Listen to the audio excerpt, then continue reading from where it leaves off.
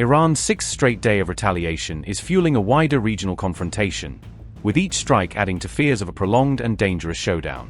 Air raid sirens across Israel are sending residents racing to shelters again, as fresh alerts warn of new incoming threats linked to Iran.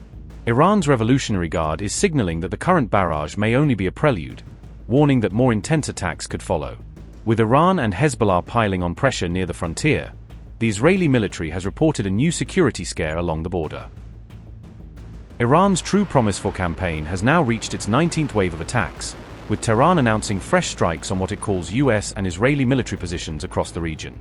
A mix of nuclear brinkmanship, airstrikes, and drone attacks has pushed the confrontation between Iran and the US-Israel axis beyond a bilateral standoff, turning it into a broader regional showdown involving multiple fronts. In its latest wave, Tehran claimed its forces struck US assets and Israeli targets deep inside what it describes as occupied territories, portraying the operation as a direct response to earlier attacks. Iran's leadership says it has also hit US bases in the wider region under a series of coordinated strikes codenamed Mubarak, signaling that American facilities remain firmly in its sights. The Revolutionary Guard has warned that these operations are only the beginning, vowing that upcoming attacks will be more intense and more extensive if Iran's demands are not met.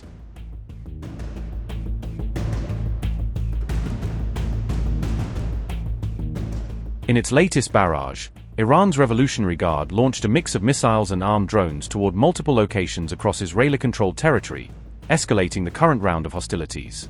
The IRGC said its forces had targeted areas around Ben Gurion Airport as well as advanced Israeli radar and air defense systems, describing the attack as a blow to Israel's military infrastructure.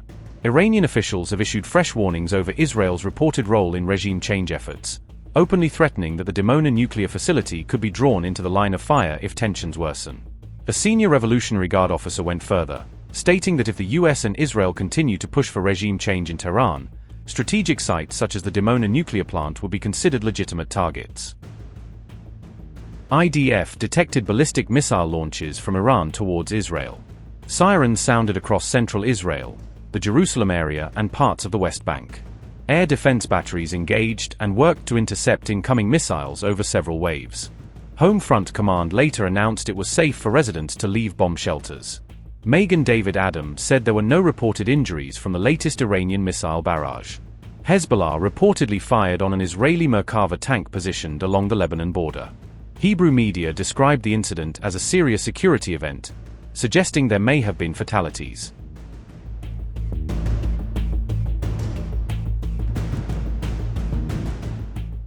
During the 19th wave of strikes, Iran kept several front lines across the Middle East active, ensuring that regional tensions stayed high on multiple axes.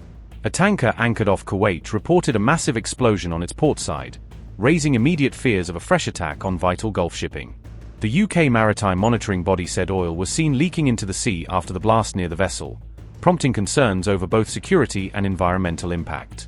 All crew members were reported safe, but the incident rattled already fragile shipping lanes across the Gulf and spooked commercial operators. Kuwait later clarified that the explosion had occurred outside its territorial waters, underlining that the site lay beyond its direct jurisdiction. Saudi Arabia's defense ministry said it intercepted multiple drones near Al-Kaj and Al-Jawf, highlighting ongoing aerial threats deep inside its territory. Qatar evacuated residents living close to the US Embassy in Doha as a precaution, reflecting heightened alert levels around American diplomatic sites. US missions in Saudi Arabia, Kuwait, and Dubai had already faced drone threats earlier in the week, adding to Washington's security concerns in the region. Meanwhile, Iran publicly denied launching any missiles toward Turkey, a NATO member, as questions mounted over the origin of projectiles in the area. On March 4, Turkey said Allied air defenses had shot down a missile that entered its airspace, stressing that it had acted under NATO's collective security framework. Iran's Revolutionary Guard also claimed responsibility for a drone strike on an Amazon data center in Bahrain, according to local media reports. Those reports said Amazon Web Services acknowledged drones near Gulf facilities had caused damage and power cuts, underscoring how digital infrastructure is now part of the wider battlefield.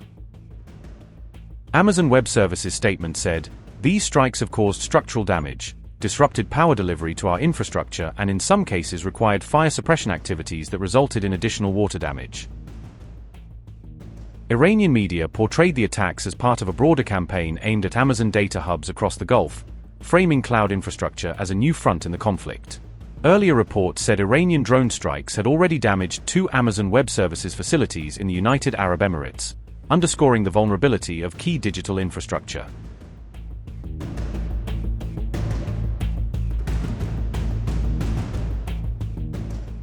Israeli strikes late on March 4 killed 3 people on Beirut's airport highway and wounded several others, as the bombardment of Lebanon continued. Israeli attacks also hit areas around Tyre, Naqoura, and Al-Shahabia in southern Lebanon, adding to the growing toll from days of cross-border fire. An Israeli strike on a Palestinian refugee camp in Lebanon was reported to have killed a Hamas official, underscoring how Palestinian groups are also being targeted on Lebanese soil. Reports from Lebanese authorities said more than 50 people have been killed in Israeli strikes across Lebanon since March 2, with many more injured and displaced. Multiple powerful explosions then shook Tehran as Israel carried out strikes on Iranian security and Revolutionary Guard sites in the capital. Israel launched air raids on facilities linked to the IRGC, the Basij militia and other internal security forces, hitting what it sees as the backbone of Iran's protest crackdown apparatus. According to the Wall Street Journal, the strikes were aimed at forces accused of suppressing the January protests, including IRGC THAAD HQ and special police units. Al Jazeera's morning update on March 5 said massive blasts were heard across Tehran, with residents reporting shockwaves in several neighborhoods. U.S. Central Command said it is continuing operations to eliminate Iran's mobile missile launch capabilities, focusing on assets that can threaten regional bases. Israeli forces also said they targeted a ballistic missile launcher in Iran's Qom area on the 6th day of the war, as part of efforts to reduce Iran's strike capacity. In Hamdan, Iranian air defenses reportedly shot down an Israeli Hermes drone, according to Iran's Tasnim news agency. Iran's health ministry has reported that more than 1,000 civilians have been killed and over 6,000 injured nationwide since the strikes began. Officials in Tehran said more than 150 cities across Iran have been hit since February 28, illustrating the scale of the air campaign and its spread far beyond military sites. On March 4, Iran's army released a fresh statement outlining the latest phase of its ongoing military operations, claiming continued missile and drone strikes against both Israeli and U.S. targets across the region. The downing of a Hermes drone belonging to the usurping Zionist regime by the air defense forces of the Islamic Revolutionary Guard Corps in Khorramabad. The targeting of the U.S. airbase in the Sheikh Isa area of Bahrain in a large-scale drone and missile operation by the Navy in the early hours of this morning. In this attack, 10 key and strategic command points and equipment complexes of American terrorists at the Sheikh Isa air base in Bahrain were heavily struck by Iranian projectiles.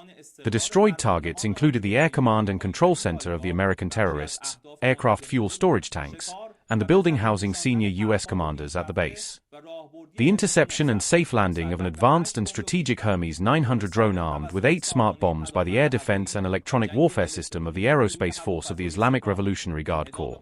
The powerful destruction of positions belonging to counter-revolutionary separatist groups in the Kurdistan region of Iraq through the launch of 30 drones by operational units of the IRGC ground force.